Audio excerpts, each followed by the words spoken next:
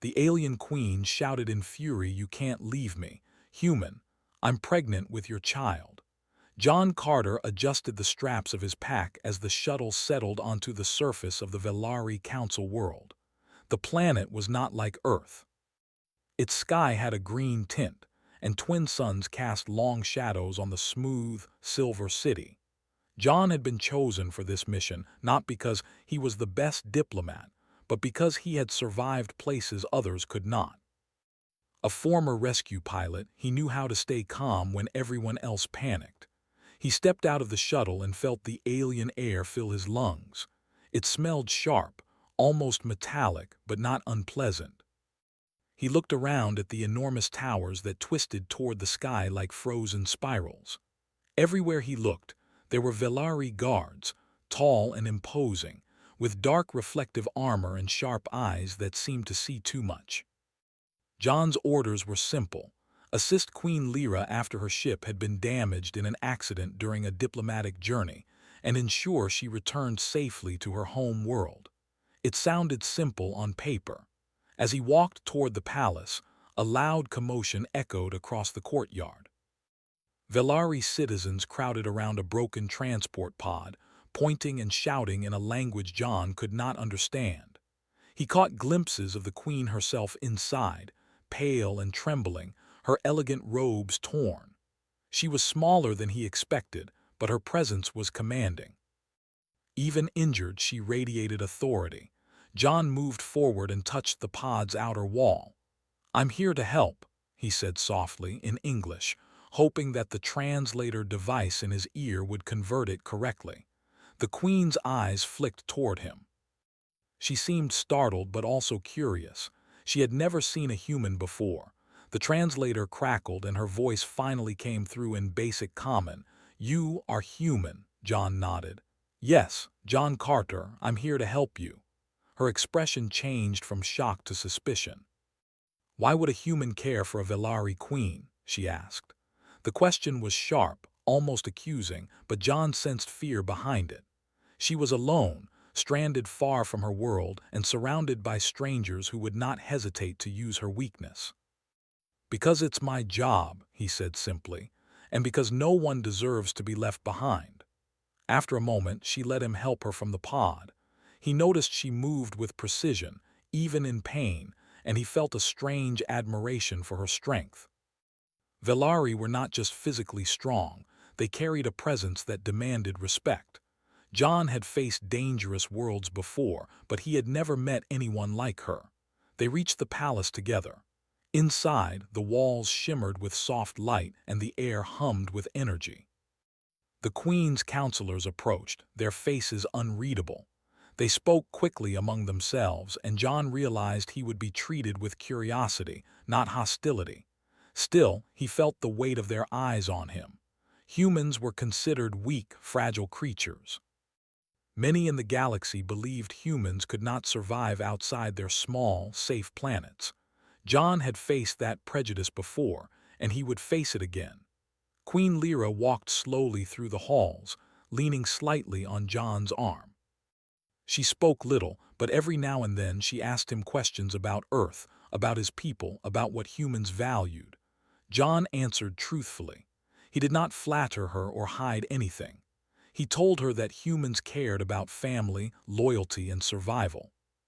Small things mattered, and sometimes the simplest choices could change everything. Over the next days, John helped the queen recover. He trained with her in her palace garden, where alien plants grew in shapes that reminded him of coral. He taught her to use human tools for simple repairs, and she showed him Velari techniques for moving silently and observing danger. In those moments, they laughed together, and an unusual bond began to form. The palace was not entirely safe. Whispers of the queen's weakness spread quickly. Some nobles wanted to replace her, claiming she could no longer lead.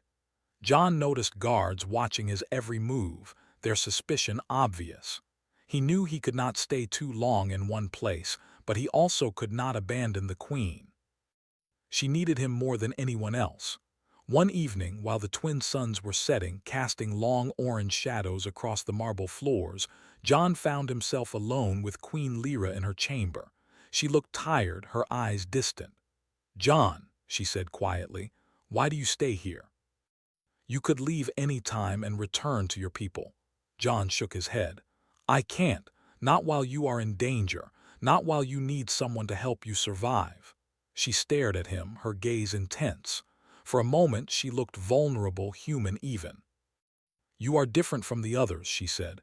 "Your people, they do not fear us. They do not bow automatically, yet you still help." "Why?" John considered his answer. He could have given a simple, diplomatic reply, but he wanted honesty. "Because it is right. Because if I can make a choice that helps, I will. Humans survive because we care, not because we dominate. I do not leave when someone needs me." Queen Lyra studied him, her expression softening. She said nothing more, but John could feel that something had shifted. She was no longer simply a queen in danger. She was a being who could trust him, even if only a little. Weeks passed. The bond between them grew stronger. John continued his work repairing her ship and training her in human survival skills. Queen Lyra began to smile more often, her laughter lightening the tense halls of the palace. She would touch his arm lightly when she sought guidance, and he learned to read the subtle signs of her moods. Then one morning, John noticed something unusual. Queen Lyra paused in the middle of the garden, her hand on her stomach and her face paled. "John," she said, her voice trembling. "I feel different." John frowned. "What is it?" She shook her head, trying to dismiss it. "I do not know. I feel something growing inside me. Something I cannot explain." John's heart skipped a beat. He knew immediately that this was beyond ordinary illness or stress. He looked at her with concern. "Lyra, you need a doctor now." She shook her head. "No human or Velari doctor can explain this yet. I do not want anyone to see, not until I understand it myself." John wanted to argue, but he knew better than to push. He took her hand gently. "Then we will figure it out together. Whatever this is, we face it together." That night, Queen Lyra could not sleep. John stayed by her side. He could feel her tension, her fear, but also a strange wonder. She was the queen of a powerful empire, yet she had never experienced anything like this. John realized, with a mixture of awe and fear, that they were standing on the edge of something that could change both their worlds forever. Over the next days, subtle changes became clear. The queen's body seemed to respond differently to food, to movement, even to the energy fields around the palace. John watched carefully, recording observations. He could see the beginnings of something incredible, though he could not yet understand it. One evening, as they stood on the balcony overlooking the city, Queen Lyra turned to John. "I am afraid," she admitted, her voice quiet, almost a whisper. "I do not know what this means, but somehow I know it is connected to you." John felt a wave of emotion he could not name. He did not reply immediately. Instead, he took her hand, a simple human gesture, and held it firmly. "Whatever happens, you will not face it alone," he said. For the first time, the queen allowed herself to truly relax. She leaned slightly on his shoulder, and John felt a strange warmth spread through him. The bond they had built over weeks of survival and trust was no longer just mutual respect. It was something deeper, something neither of them fully understood yet. The story of John Carter and Queen Lyra was just beginning. The galaxy beyond the council world had no idea that a human and an alien queen had formed a bond that could defy every expectation, every law, every prejudice. And the first step of that story was already taking root, quietly, within the chambers of a silver palace under green skies. Days turned into weeks, and the palace slowly regained stability. Yet the hidden truth grew silently within Queen Lyra. John noticed small signs, her hesitation, her moments of discomfort, the way she stared at him as if weighing some impossible thought. He did not press, but a quiet fear began to form in his chest. He had faced hostile worlds, violent storms, and alien predators, but nothing could have prepared him for this. One morning, Queen Lyra called him to her private laboratory, a small room filled with glowing devices and screens showing biological readings. She looked pale but determined. "John," she said, "we must run tests. I need to know if this is what I think it is." John nodded. "Whatever you need, I will help, I promise." The tests confirmed the impossible. Queen Lyra's body was changing in ways that no Velari science had recorded. She was carrying a child, a hybrid of human and Velari. John felt the weight of the moment. This was no accident. This was no simple consequence of survival. It was something extraordinary, dangerous, and beautiful. Queen Lyra's eyes filled with tears, not of sadness but of fear. "John," she whispered, I am pregnant with your child." John felt a mix of shock and awe. He wanted to speak, to explain, to comfort her, but words failed. All he could do was take her hands in his and look into her eyes. "Then we face this together," he said softly. "I will not leave you." And in that moment, under the green sky of a distant world, human and alien made a promise that could shake the galaxy, a bond that would defy expectations, a connection stronger than fear, stronger than duty, stronger than anything either had ever known. The palace was tense. Whispers moved faster than the twin suns' shadows across the silver floors. Queen Lyra paced her chamber, her long fingers gripping the edges of a balcony. John Carter stood nearby, silent, watching her. The discovery of her pregnancy had shaken them both, but now, with the news spreading, the full weight of it pressed down. "You cannot leave me, human," Queen Lyra shouted suddenly, her voice echoing through the chamber. "I am carrying your child." "Do you understand what this means?" John held up his hand slowly, trying to calm her. "Lyra, I understand. We will handle this. I promise." She turned to him, eyes blazing. "Handle this, handle this. The council will see this as a threat. My people will call me weak. The galaxy will never forgive this. And yet, you think you can just leave?" John shook his head. "I will not leave, not now, not ever. We face this together." Queen Lyra's fury softened for a moment, replaced by fear. She sank onto a bench and buried her face in her hands. John knelt beside her. "This is unprecedented," he said quietly. "Humans and Velari have never done this, but I will not abandon you. Not for politics, not for fear, not for anything." Outside, the Council of Nobles was already convening. They had learned of the Queen's pregnancy through palace informants. Whispers had turned into accusations, and some had called for immediate judgment. They gathered in the Grand Hall, a place where debates could decide the fate of entire worlds.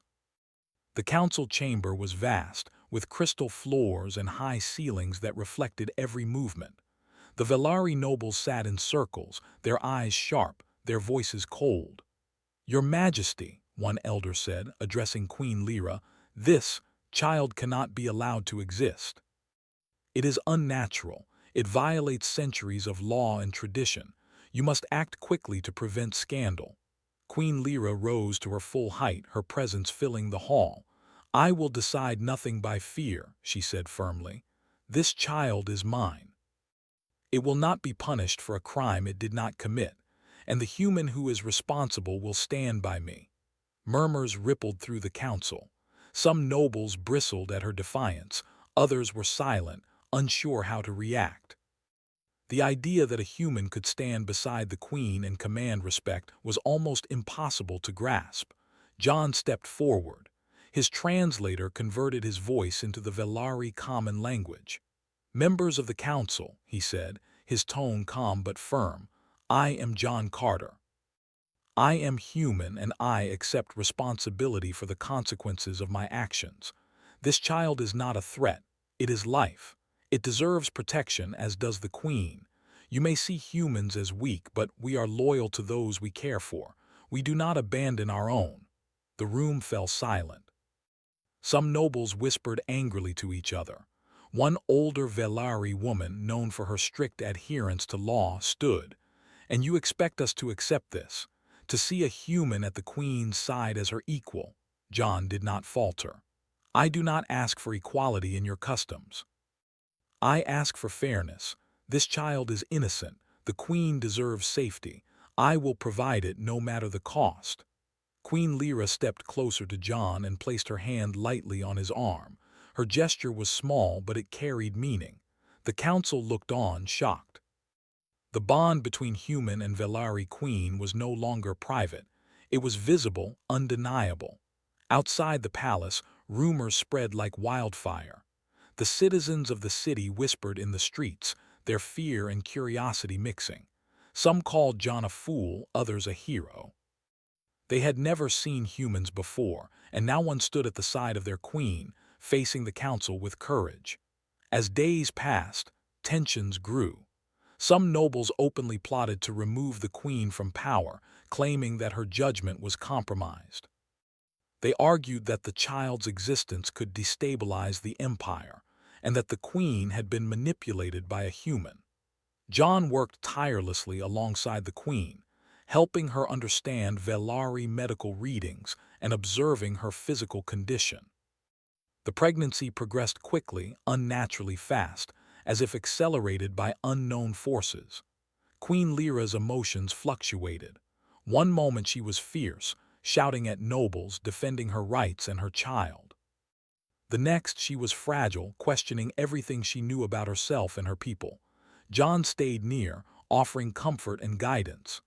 "John," she said one night, sitting in her chambers, "I have never felt so exposed. My people see me as their leader, and yet I am vulnerable. I am carrying something no one expected, and I do not know if I can protect it." John took her hand gently. "You can, we can. Fear does not make you weak. It shows that you care, and we will face whatever comes together.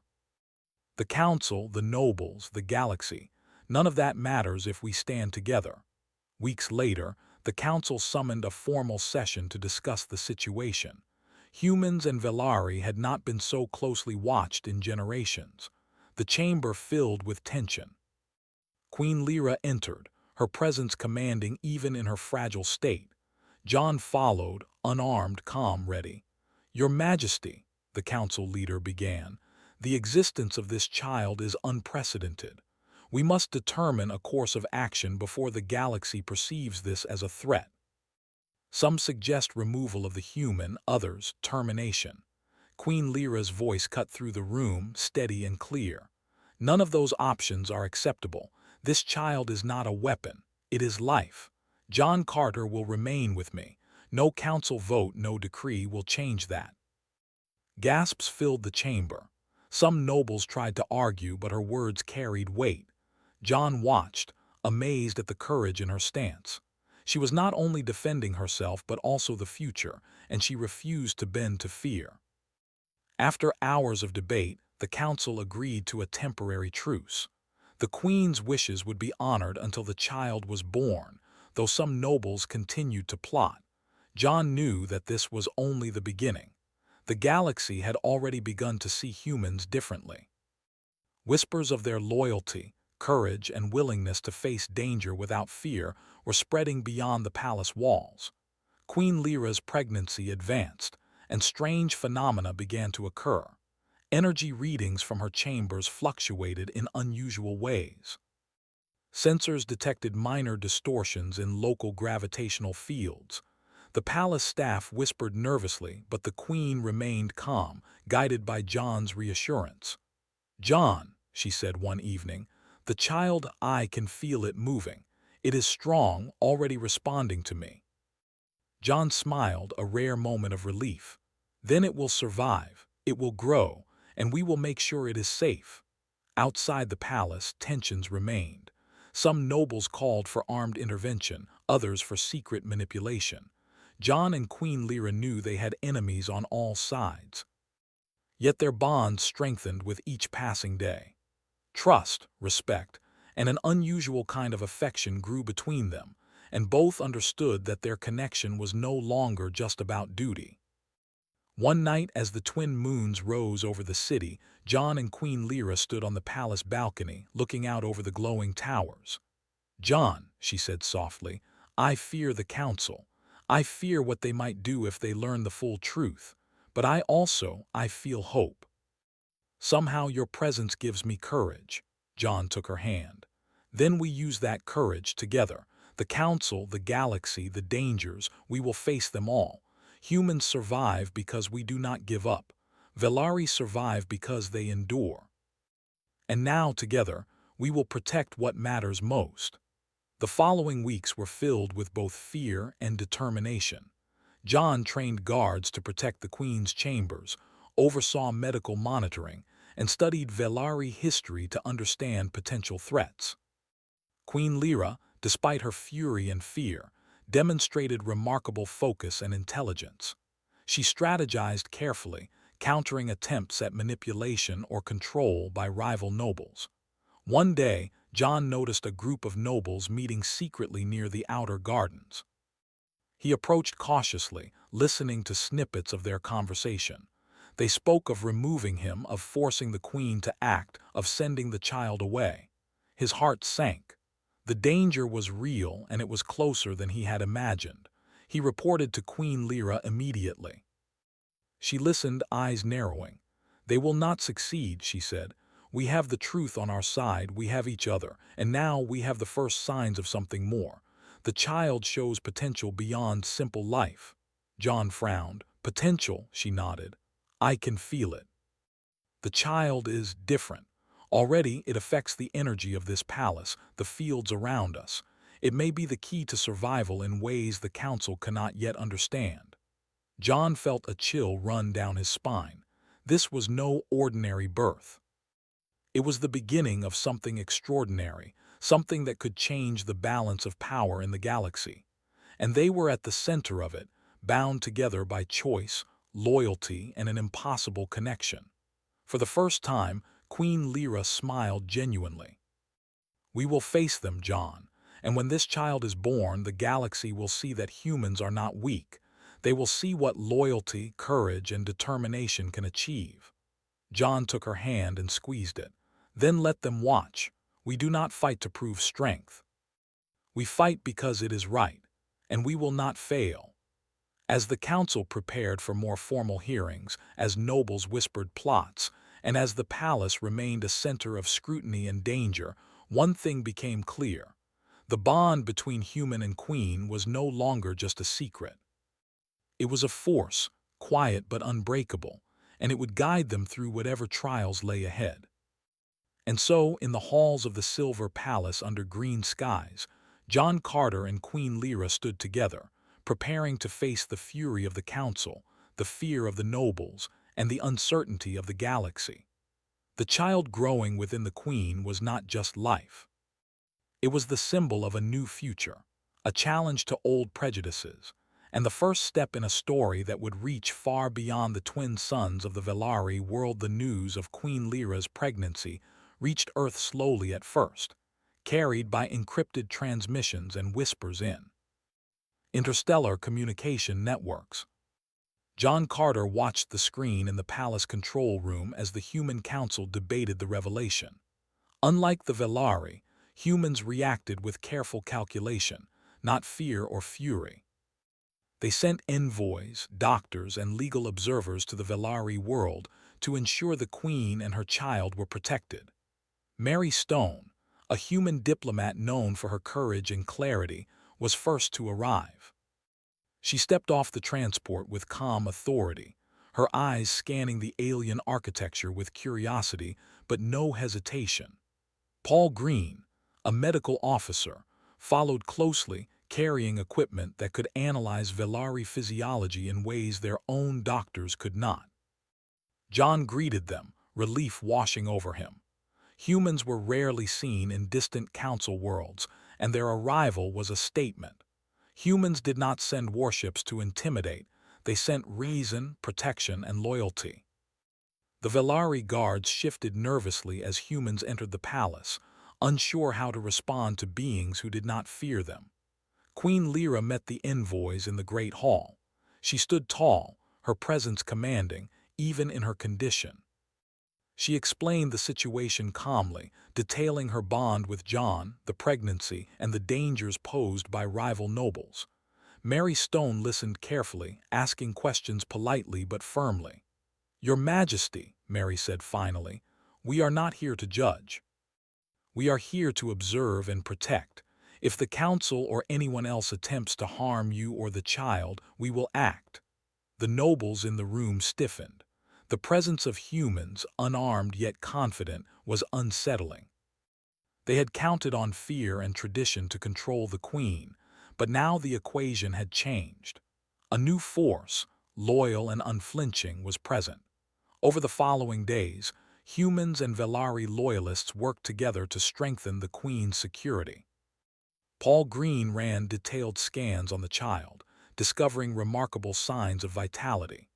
The child's growth was rapid, and the energy readings suggested unusual abilities even in utero.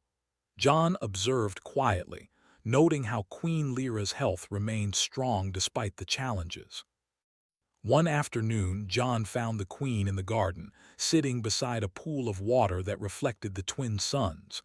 She looked at him with worry. "John, I feel the pressure of the council. They plot constantly. What if they find a way to separate us?" John sat beside her, his hand brushing hers. "Then we make sure it does not happen. Humans survive by standing together. We will not let them break what is ours. The child, you and I, we are a unit. Nothing can change that." Queen Lyra leaned back, studying the water's reflection. She saw herself and behind her the faint shimmer of the energy field around the palace. It pulsed gently, responding to the child within her. "This child, it is more than life," she whispered. "I can feel it. It can change things.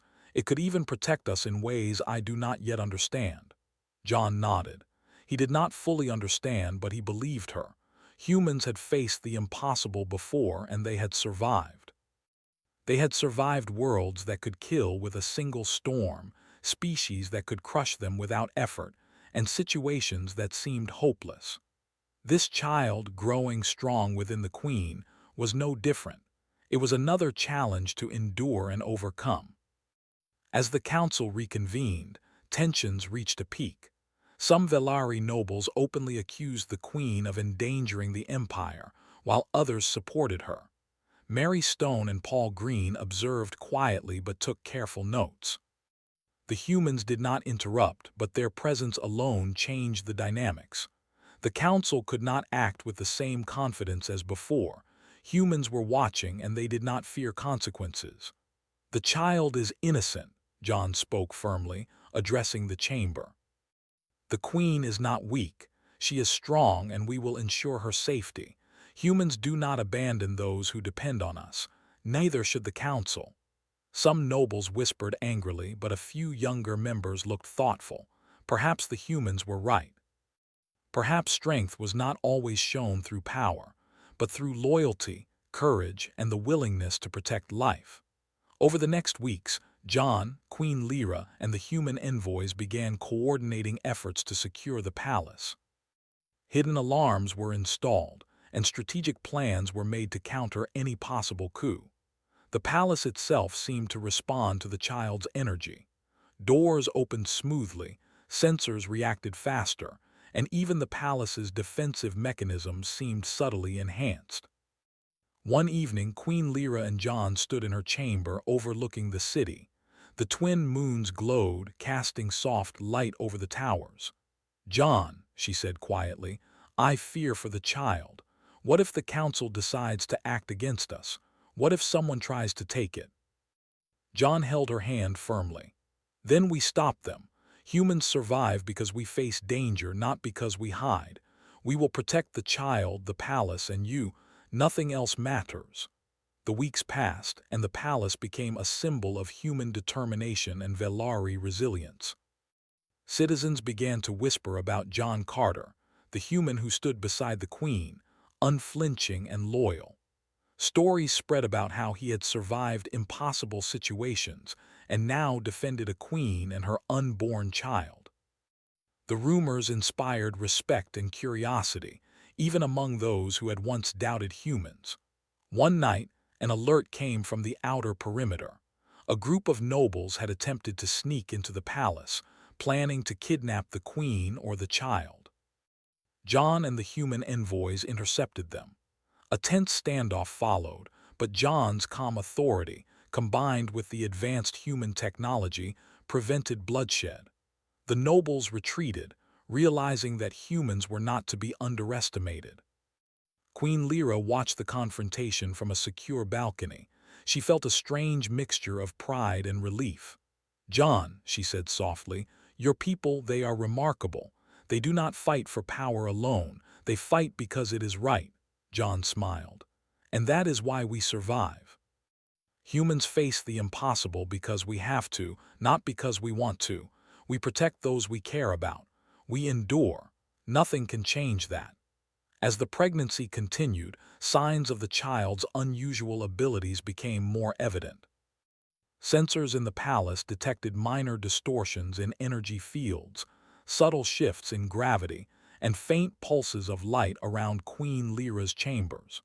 The human scientists were fascinated, recording every observation. Paul Green noted, "This child may have the potential to stabilize or influence environmental conditions. We have never seen anything like this in human or Velari biology." John watched Queen Lyra as she rested, her hand on her stomach.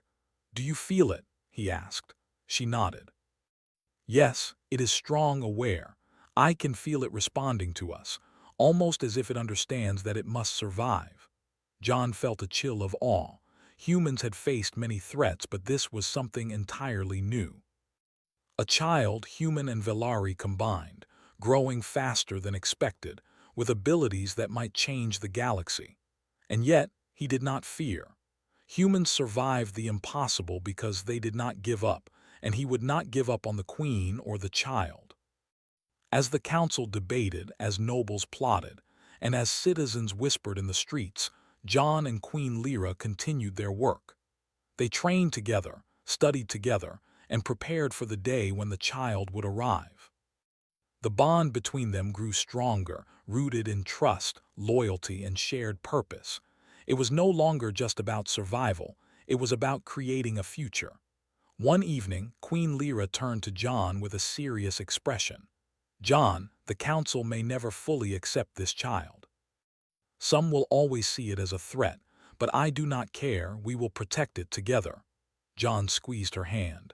"Then we prepare. Humans do not leave what is ours. We endure, we fight, we survive, and we will make sure the child grows safely." The days that followed were filled with preparation. Palace defenses were upgraded, medical monitoring became continuous, and the humans established communication with Earth to ensure rapid support if needed. The presence of humans reassured some Velari citizens, while frustrating others who had hoped to see the Queen weakened. As the twin suns set one evening, John and Queen Lyra stood together on a balcony, looking out at the glowing city. The palace hummed softly with the energy of the child growing within her. "John," she said quietly, "I can feel it moving more strongly. It is aware of us. It senses our bond." John nodded. "Then it knows it is safe. We will keep it safe. Humans survive the impossible. And together, we will protect this new life." The city below remained unaware of the true extent of the child's potential, but John and Queen Lyra knew. This was no ordinary pregnancy. The child represented hope, change, and a new possibility for the galaxy. And humans, as always, would stand firm. As the chapter of danger and politics continued, one fact became undeniable. Humans did not abandon those they cared for, and their loyalty could change the course of history. John Carter and Queen Lyra, united by trust and courage, were the living proof of that truth. The council could plot, nobles could scheme, and citizens could whisper, but nothing could break the bond that had formed. The galaxy was watching, and it would soon learn that humans were not to be underestimated. They did not conquer through fear. They endured, protected, and fought for what was right. And now a child, human and Velari, growing within a queen was the symbol of that unyielding spirit. John held Queen Lyra's hand as they watched the twin moons rise. "Whatever comes next," he said, "we face it together. The council, the nobles, the galaxy, none of it matters. This child will survive, we will survive, and we will change the future." Queen Lyra smiled faintly, her eyes filled with determination. "Together," she whispered. And in that moment, the palace, the city, and the distant galaxy felt the quiet strength of a human and a queen united. Ready to face the storms ahead, Queen Lyra could feel the child moving strongly now. It was no longer subtle shifts or gentle pulses. The energy from the unborn child seemed to resonate through the palace itself. The walls hummed softly, the air shimmered, and even the plants in the garden bent slightly toward her.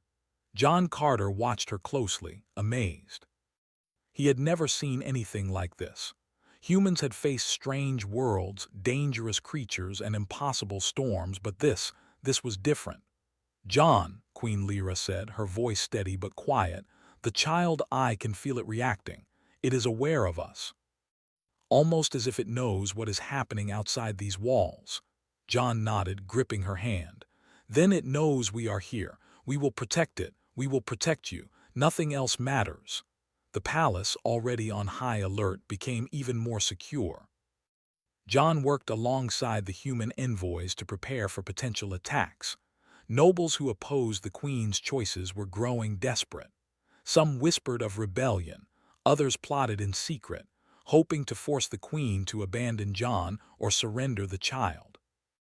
One evening, John and Queen Lyra were in the observation deck, watching the city lights twinkle beneath the twin moons.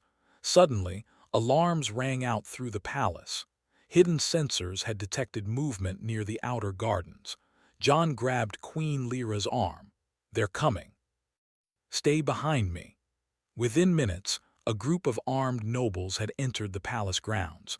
They were led by Varkin, a powerful but ruthless noble who had always questioned the queen's decisions. He had gathered followers who believed that the child was a threat, unnatural and dangerous to the empire. John moved quickly, blocking their path with calm authority. "Varkin," he said, his voice firm, "you will not harm the queen or the child. Leave now or you will face consequences." Varkin sneered. "And who will stop us? A human? You are nothing here. The council will see that we are right." John did not falter. Humans had faced armies, predators, and impossible odds before. "Then you will learn the truth," he said, activating a defensive system designed by the human envoys. Energy fields rose around the queen, protecting her. The nobles stepped back, startled by the sudden barrier. Queen Lyra, despite her condition, stepped forward. "Enough," she said, her voice commanding. The energy from her body and the child seemed to pulse in response. The nobles felt it, an invisible pressure that made their weapons heavy in their hands. "I am your queen," she continued, "and this child is mine. Leave or face the consequences of defying me." Varkin and his followers hesitated. They could not move forward and retreat seemed impossible. John stayed close to the queen, ready to act if needed. Paul Green and Mary Stone appeared behind them, ensuring that human authority was visible. The nobles finally backed away, muttering threats but unable to challenge the strength of the queen and her human allies. After the attempt, the palace settled into uneasy calm. Queen Lyra sat in her chambers, exhausted but resolute. "John," she said softly, "I can feel the child. It is not just strong, it is changing things. The palace, the air, even the energy in the city seems calmer. It is helping." John nodded. "Then it is already making a difference. Humans survive impossible situations by standing together. This child is proof. It is more than life. It is hope." Over the next days, the child's influence became more apparent. Energy readings throughout the palace were stabilized. Minor malfunctions corrected themselves, and even aggressive creatures in the surrounding forests were calmer. Citizens noticed small miracles. A broken water conduit repaired itself, small fires extinguished without help, strange storms dissipated. Rumors began to spread quietly that the queen's unborn child was special. The council became more nervous. Some began to secretly support Queen Lyra, recognizing the child's potential to stabilize regions and influence events. Others continued to plot. The palace staff, loyal to the queen, watched for signs of rebellion, prepared to defend her and the human allies. One morning, a formal session of the council was called. Queen Lyra entered with John at her side. The chamber was tense, filled with nobles both loyal and hostile. She stood at the center, the energy from the child subtly pulsing around her. "Members of the council," she began, "this child is not a threat. It is life, it is our future, and it is part human, part Velari. John Carter has stood by me, protecting me and this child. Humans survive because we protect what is right. We do not abandon those who depend on us." Some nobles whispered angrily, but others were visibly unsettled. The power emanating from the queen and the child could not be ignored. John spoke next, calmly and firmly. "Humans do not rely on fear. We rely on loyalty, courage, and endurance. We have protected the queen and will protect the child. Anyone who seeks to harm them will face the consequences." The chamber fell silent. Even the most defiant nobles could feel the truth in his words. Humans were not easily intimidated.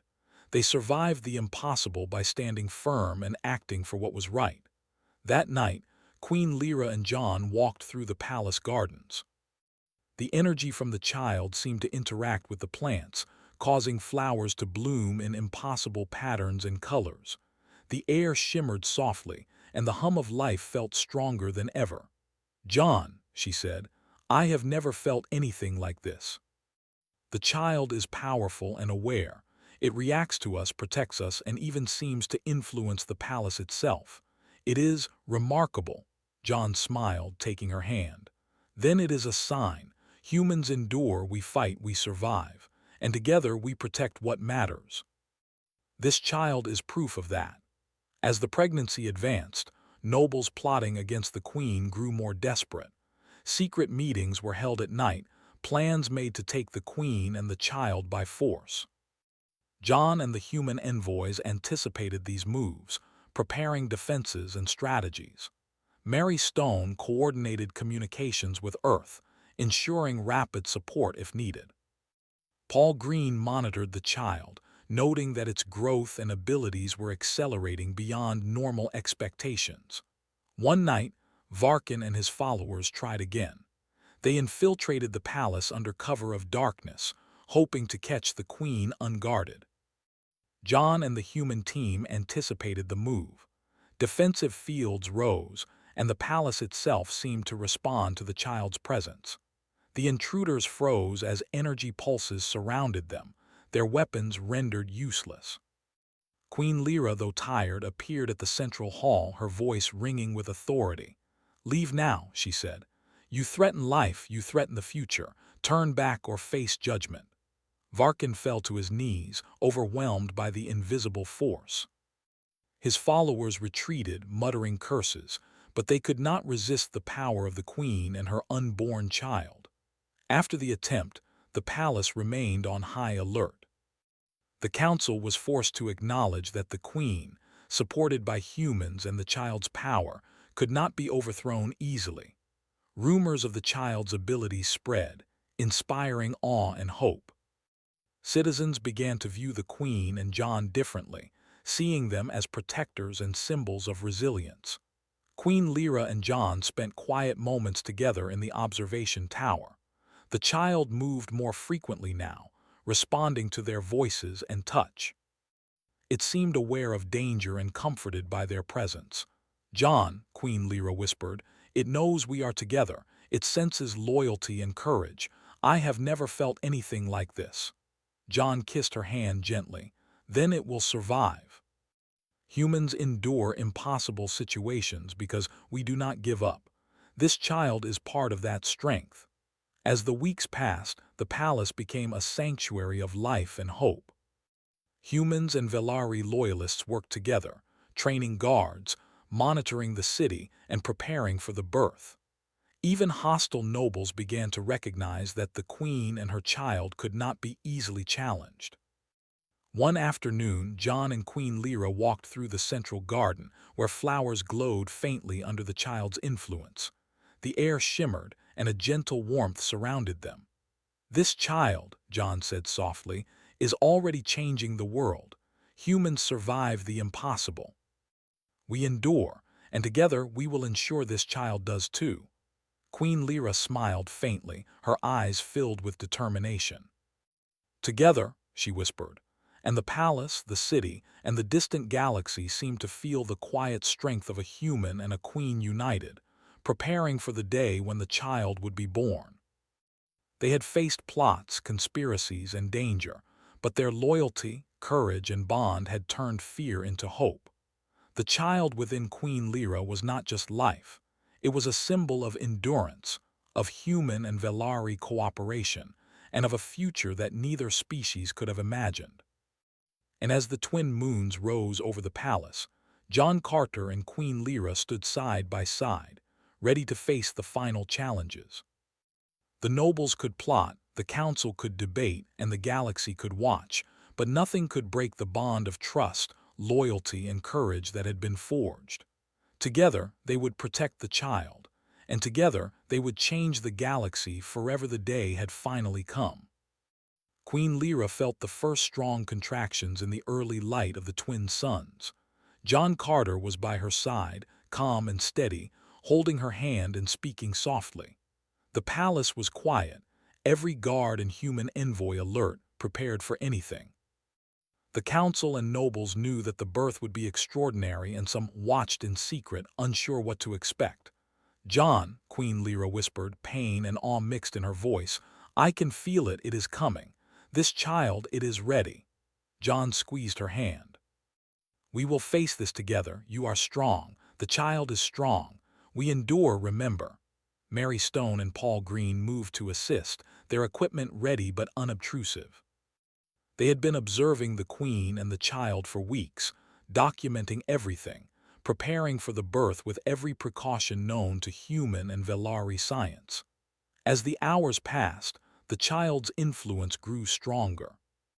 Subtle energy pulses radiated through the palace, calming the guards, soothing the queen, and even shifting the natural balance outside. It was as if the child knew the world around it, responding with care and precision. "It feels safe," John said quietly. "It knows we are here." Queen Lyra nodded through pain. "I feel it. It is aware. It is helping me." The palace itself seemed to respond. Doors opened more easily, the air shimmered with warmth, and the garden plants glowed faintly under the influence of the child's energy. Even some of the more nervous nobles paused in awe, noticing the unusual calm that had replaced tension. Hours later, the final moments approached. John stood close to Queen Lyra, speaking softly, reassuring her with steady words.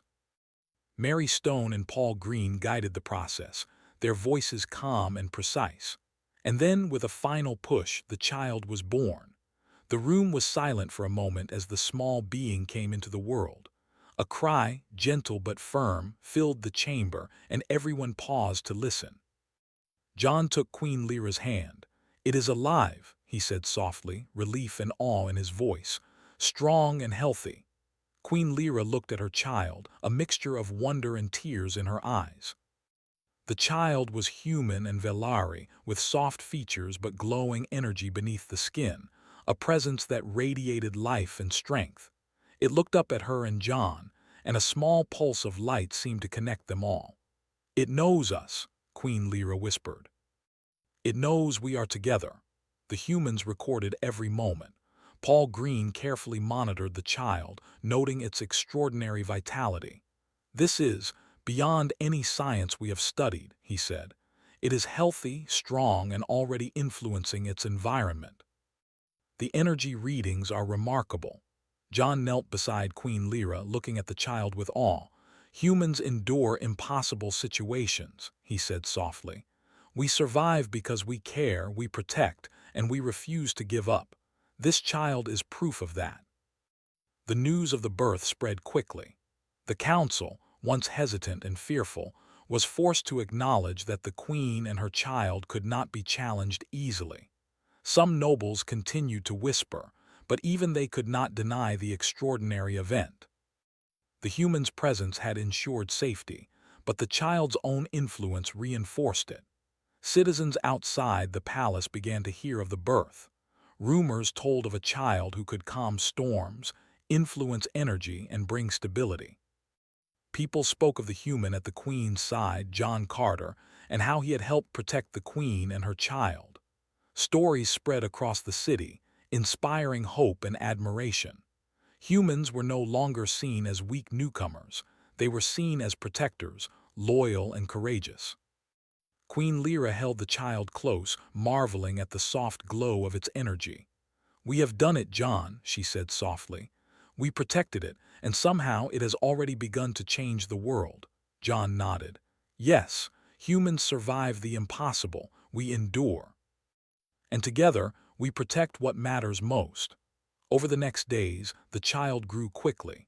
Its influence on the palace and the surrounding city became more pronounced. Minor technical failures corrected themselves. Small conflicts among citizens dissipated quickly, and even the city's natural environment seemed more balanced. Mary Stone and Paul Green continued to study the child, documenting the phenomena. The council held another session, this time to formally acknowledge the child's place in Velari society. Some nobles argued, but Queen Lyra's presence and the child's energy made opposition nearly impossible. John spoke again, calm and firm. "Humans do not abandon those who depend on us. We do not betray loyalty. We survive impossible odds by standing together. This child, part human and part Velari, represents that strength. It will not be harmed. It will not be abandoned. We will protect it, and the galaxy will learn what humans are capable of." Silence filled the chamber.